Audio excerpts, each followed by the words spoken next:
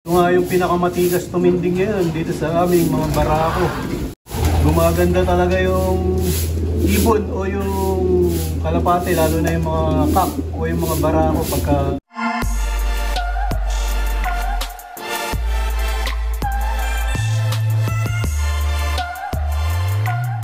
Welcome back mga kalapatids.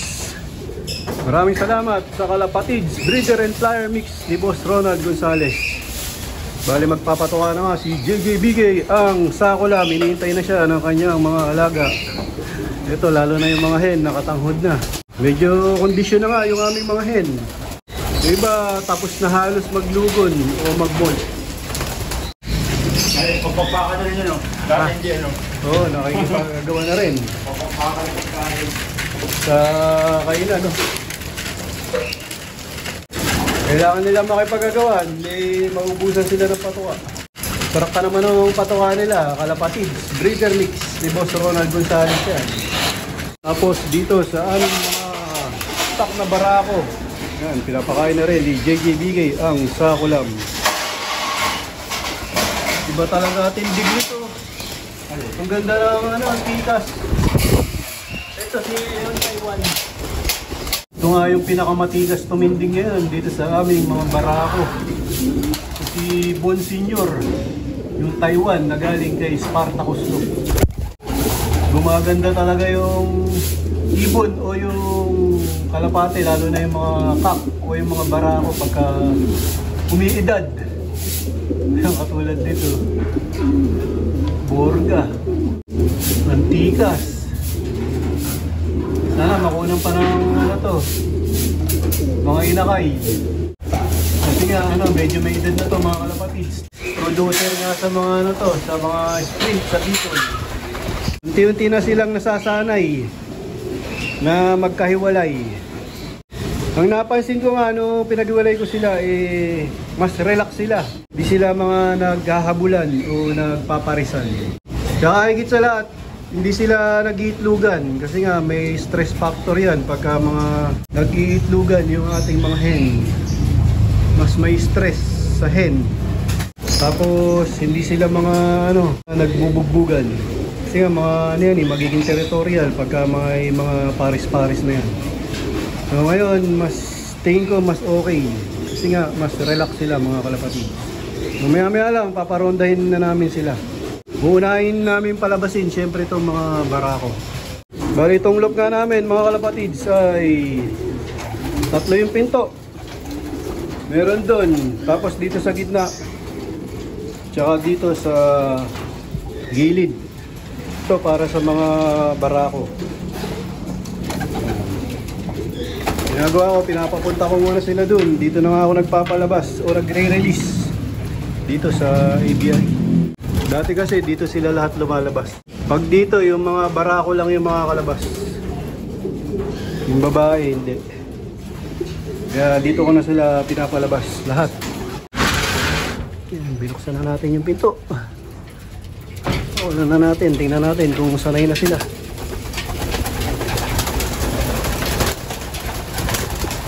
Yung iba hindi pa. Medyo pa, gulat pa. Bas.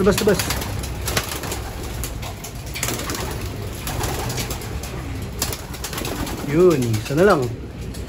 Bas, no. Yun, ayos. Ito na. Ayan na, mga barako.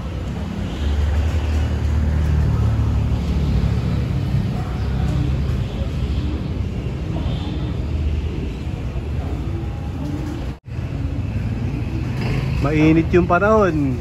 Tingin ko magbababaan kaagad to. Di pa sila ganun kalakas rumonda.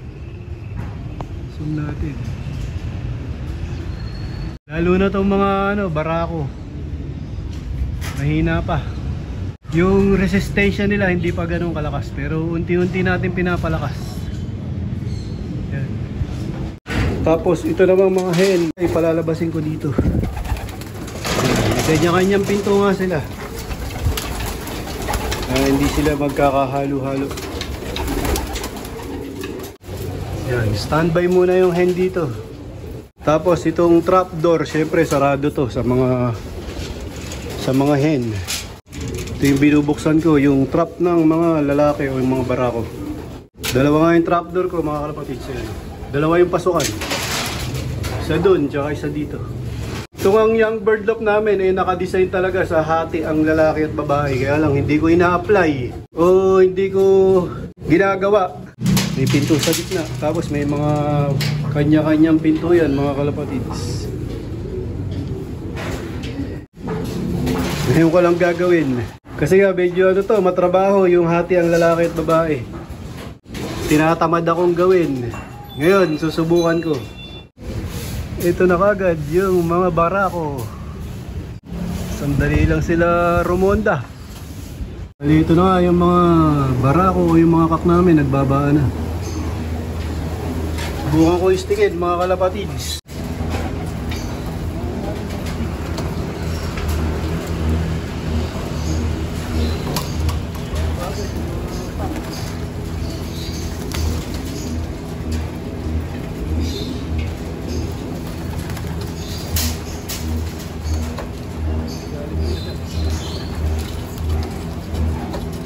Pasok.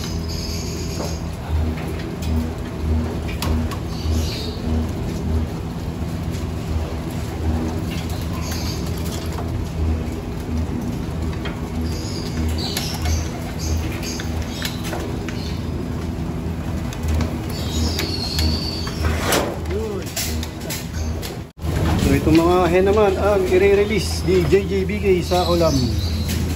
Ito na nga yung mga barako namin, napapasok ko na.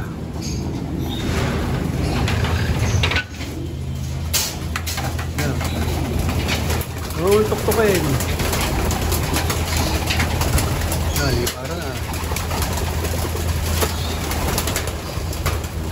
Madaling palabasin yung mga hen kaysa sa mga kak.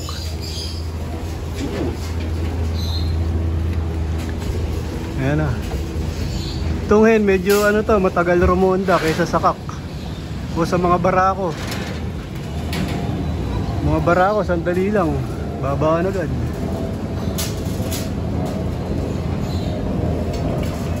Ayan na. Maya lang, lalayo na yan.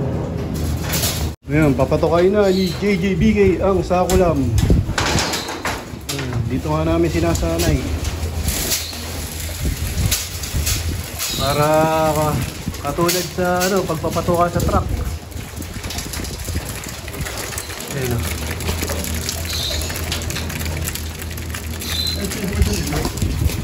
Oh, may ano pa doon. Bugawin mo yan. Tapos pagpasok niya, lock mo na yan. Yung ano na buksan mo, yung kabila.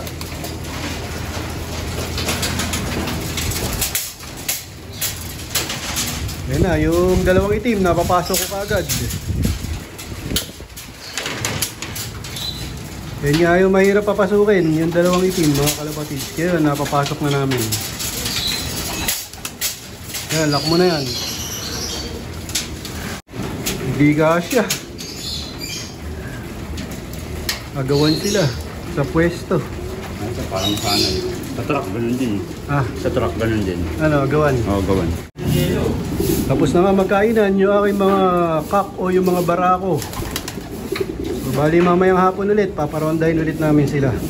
Bali 2 beses sila pinaparonda, umaga tapon. Tapos yung tubig nila o yung inuman nila ay nilagyan namin ng Tolome 5-in-1. Baba na lahat.